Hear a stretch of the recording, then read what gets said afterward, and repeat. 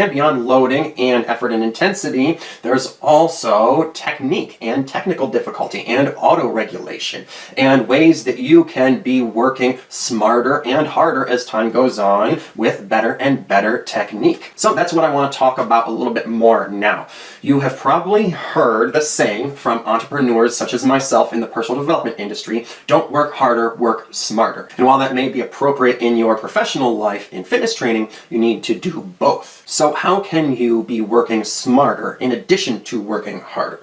Well, you should do progressive overload with weight and volume as much as you can, but you can't increase these things infinitely. You know, there's no men who can lift past a certain weight in this world, okay? And at some point, you're going to hit a ceiling or a plateau with your load and your volume. So at that point, you should not just keep adding weight because you could tear a muscle or a ligament or a tendon or just cause a joint to crumble. And you should not keep adding sets because, you know, you're just going to be causing too much fatigue at that point. And there is such a thing as doing too much work. Usually around 25 to 30 sets, even for most advanced elite professional athletes, you know, they are going to top out at about 30 sets for the biggest muscles, okay? Some of them have been able to go beyond that for short periods of time, but, you know, that's only temporarily. And it is abundantly clear that there is a certain amount of work that our bodies can do and a point at which they will max out. And again, there's that law of diminishing returns. Well,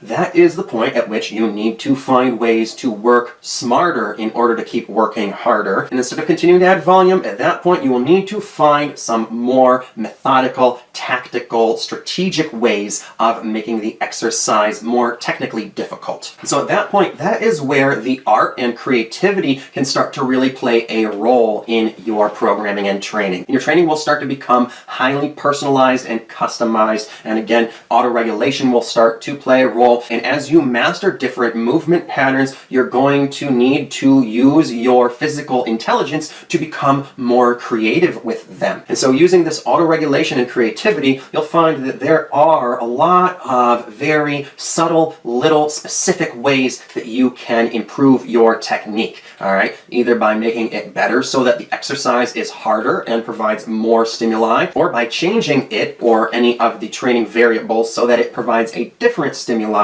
and works the muscle in a different manner. So you're going to need to find ways, even if they are small ones, of manipulating all of the miscellaneous little training variables. And there are many possibilities here that you will discover, okay? This is where changing tactics such as the speed, the type of set you're doing, using isometrics, changing your grip, changing your form, adjusting and calibrating your bodily position, or using different equipment, or maybe adding equipment such as adding resistance bands to the equipment you are already using can be extremely helpful in continuing that progressive overload. And that can mean the difference between hitting a plateau or ceiling early on, which you can't then bypass, or breaking through it to hit an even higher peak than before. And this is also the point in which using the intensity tactics that I outlined in an earlier class are going to come in really handy.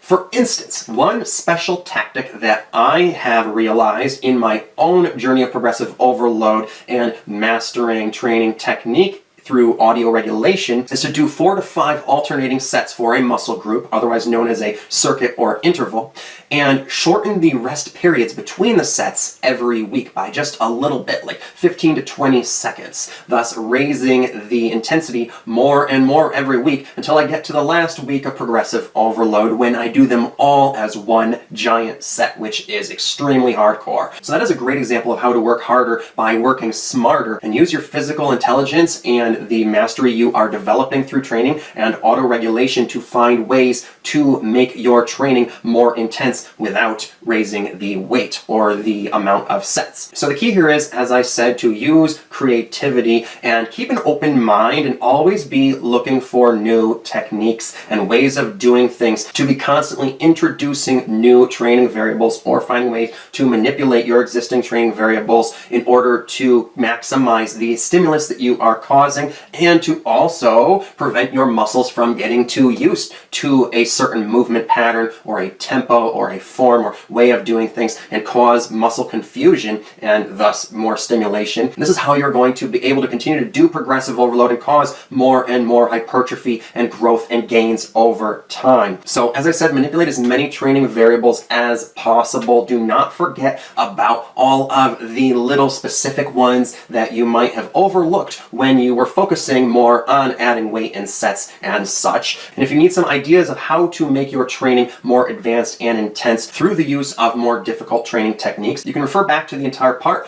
on training technique, which was part 4, as well as the class in this part, which was on training effort and intensity. So those classes will really help you figure out how to make your training sessions more advanced and difficult and hypertrophic. And then the last thing I want to say about training smarter and harder and this idea of physical intelligence is to always have reasonable expectations for gains and progress as you are doing progressive overload in your fitness journey, because you won't always be progressing as fast as you were when you were new or young, all right? And so while you may have been able to put on 20 pounds of muscle in your first year of training, especially if you started that when you were a teenager or were in your 20s, you're going to be able to put on less and less mass with every additional training year. And it is going to become more and more difficult to continue to make what you might consider to be good gains.